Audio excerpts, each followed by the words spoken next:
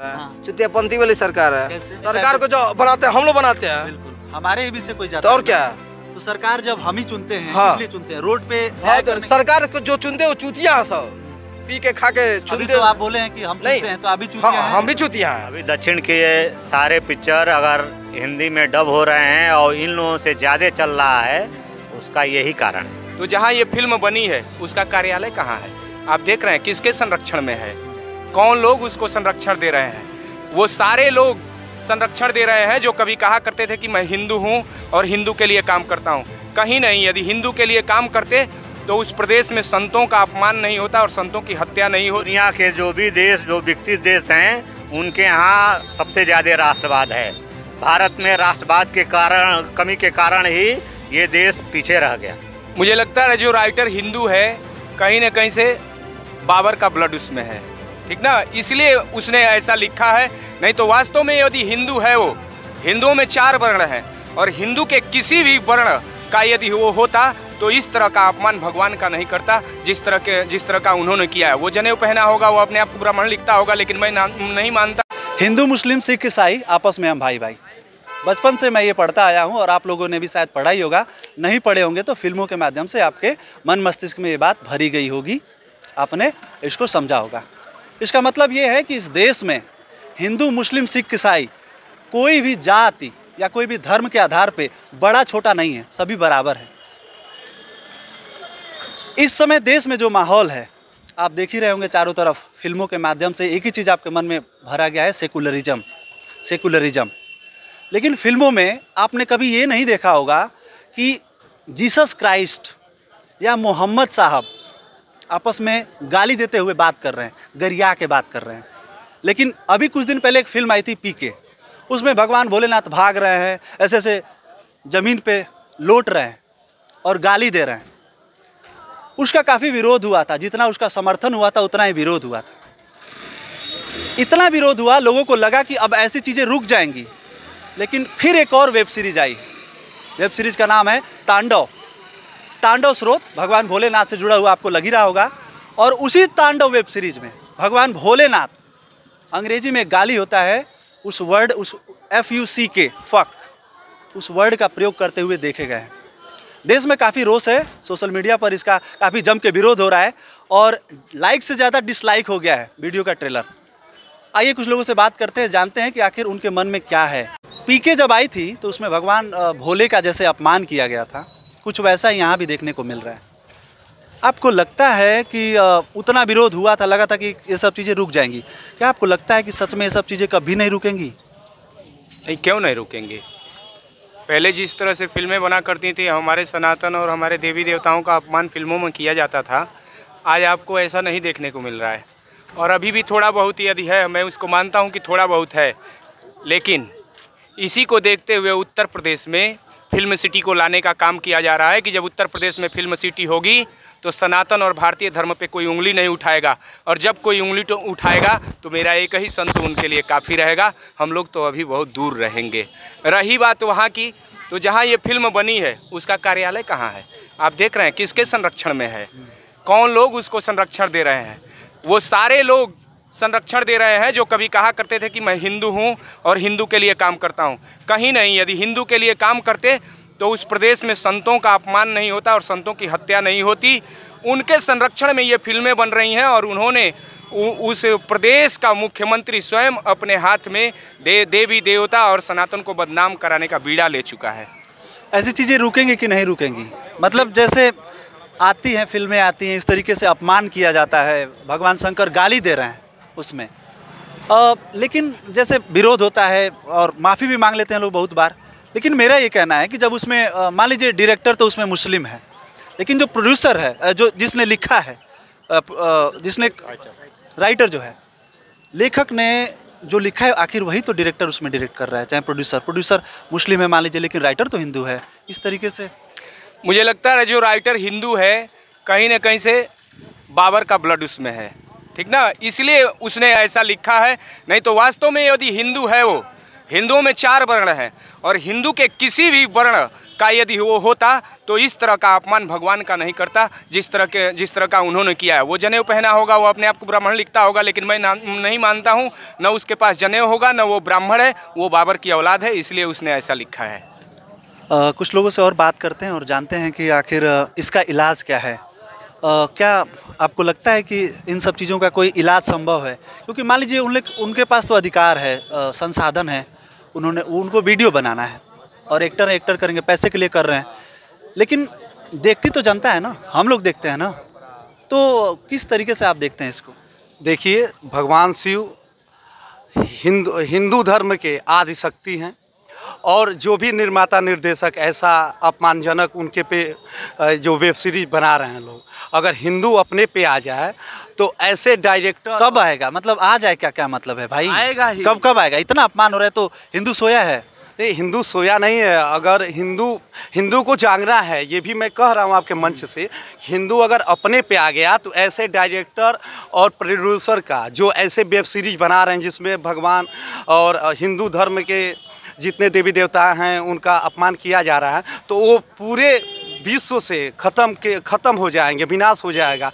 क्योंकि भगवान शिव मक्का से लेके विश्व के हर जगह उनका साथ पाया गया है और हिंदू धर्म के बहुत ही सबसे बड़े महादेव हैं, देवों के देव महादेव। ये तो मान लीजिए धार्मिक है, आपकी मान्यता है। मैं ये कह रहा हूँ कि एक सेकुलर देश है अपना भारत, तो भारत में इस प्रकार की चीज़ें बैन क्यों नहीं होनी चाहिए? सरकार आखिर सो रही है क्या? सरकार को बैन लगाना चाहिए कि नहीं? मैं ये पूछना चाहता हूँ। बिल्कुल बैन होगी। अभी ये सब मामले आ रहे हैं, इसीलिए फिल्म सिटी भी देखिए, यूपी में हमारे यशस्वी मुख्यमंत्री जी हमारे यहाँ फिल्म सिटी लगा रहे हैं यूपी में। अब इस पे शिकंजा कसा जाएगा। अभी उन लोगों के हाथों में है, अभी फिल्म इंडस्ट्री है कुछ लोगों के हाथों में, जैसे 3-4 खान मिलके ये फिल्म इंडस्ट्री चलाते हैं। करण जौहर उसका करता है, उसका ये ठेकेदार है, लेकिन ये बदलने वाला है और यूपी के ही लोग, यूपी के यशस्वी मुख्यमंत्री जी इसके लिए उन्होंने योजना बनाई है। बहुत जल्द ये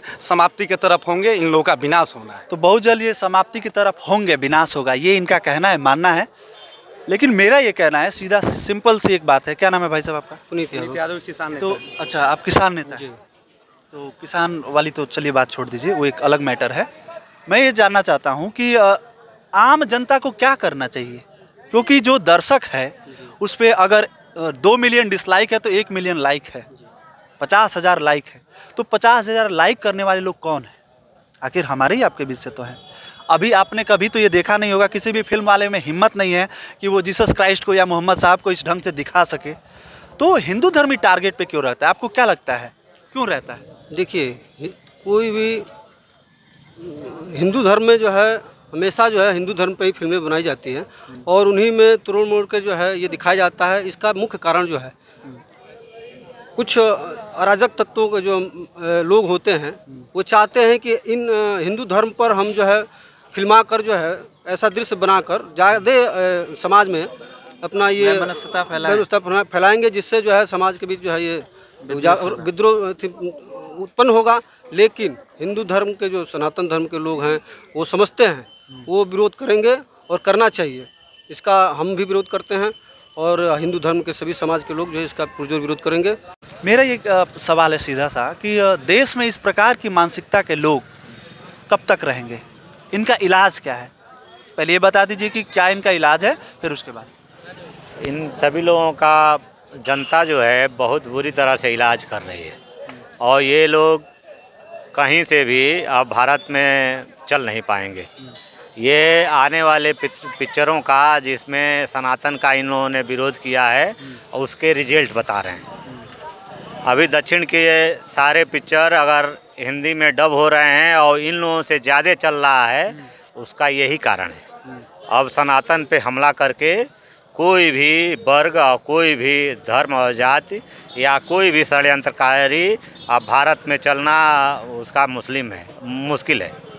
इसलिए अब अगर इनको आर्थिक स्तर पे अपने पिक्चर को आगे बढ़ाना है तो इनको हर हाल में देश के जनता का और 80% आबादी का सम्मान करना पड़ेगा। और अगर इन्होंने सम्मान नहीं किया 80% आबादी का ही क्यों, 100% क्यों नहीं? नहीं, 80% का इसलिए कि वो 20% के ही पक्ष में और उन्हीं को प्रभावित करने के लिए केवल ये इस तरह का विरोध करते हैं। इस प्रकार के और 80% जनता को ये वर्गों में बटा हुआ समझते हैं और जिसके कारण ये, लेकिन अब जो है 2014 के बाद से ये स्थितियां बदल गई हैं।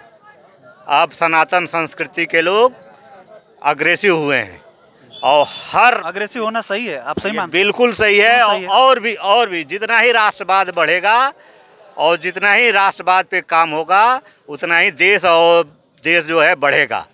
जो भी विकसित देश हैं, लेकिन वो तो कह रहे हैं कि राष्ट्रवाद सही नहीं है देश के लिए, कई सारे मुद्दे इसमें दब जाते हैं, लोकल नहीं, आप बताइए दुनिया के जो भी देश, जो विकसित देश हैं, उनके यहाँ सबसे ज़्यादा राष्ट्रवाद है।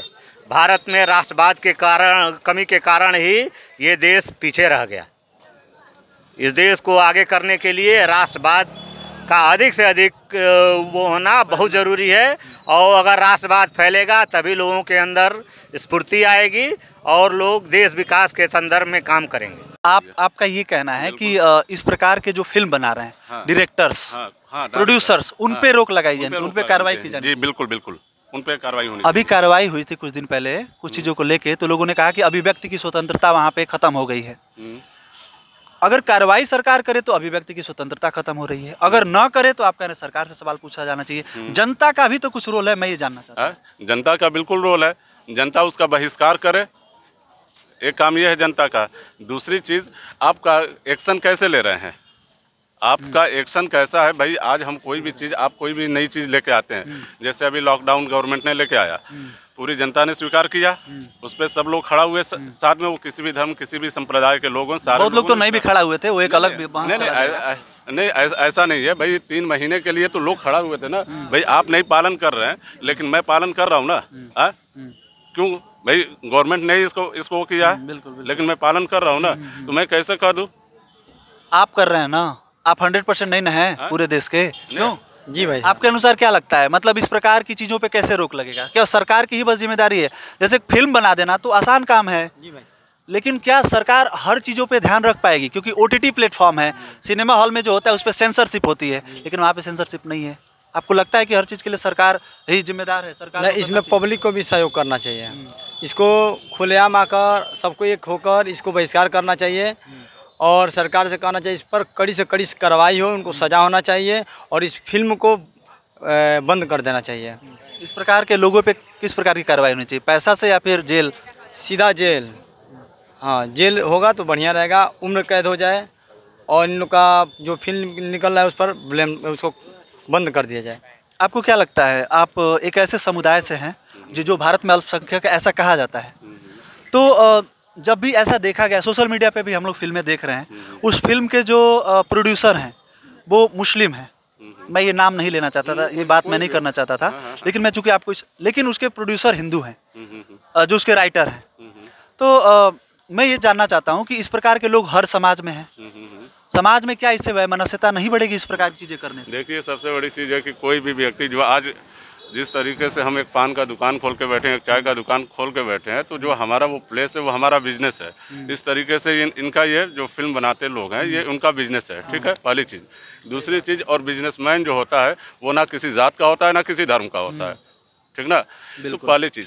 दूसरी चीज़, रहा सवाल हिंदू मुस्लिम कोई भी व्यक्ति, जैसे भाई सामने कहा, बड़ी अच्छी बात कही कि इनको जो है कि आर्थिक दंड भी होनी चाहिए और इनको सामाजिक दंड भी होनी चाहिए, प्लस इनको जेल भी होना चाहिए, वो किसी भी जात धर्म का हो, समझे आप। उसका विरोध हमें खुल के करना है और हमें सरकार से मांग करनी है कि इस टाइप की कोई भी अपशब्द किसी भी फिल्म हो या कोई भी प्लेस हो जहाँ पे आपसी भाईचारा ख़त्म हो, उस जगह को हमें छोड़ना है, समझे सर, पहली चीज़। दूसरी चीज़ कि हम बहुत सारे लोग हैं, आज जैसे आपने कहा कि किस टाइप का कार्रवाई होना चाहिए, एक सवाल बहुत अच्छा आपका है कि किस टाइप का कार्रवाई होना चाहिए। बहुत लोग उनको मारने की बात कर रहे हैं कि जहाँ पकड़े वहाँ पकड़ के पीट दें, ऐसे वैसे। ये गलत बात है भाई। आप हम ये बताइए कि हमने कोई गलत काम किया, हमको आपने मार दिया, ठीक, अब जाहिर सी बात है कि वायलेंस इससे फैलेगा कि नहीं फैलेगा, जो हमारे घर के लोग होंगे, सामाजिक व्यवस्था टूटेगी, तो फिर अब आर्थिक नुकसान किसका होगा?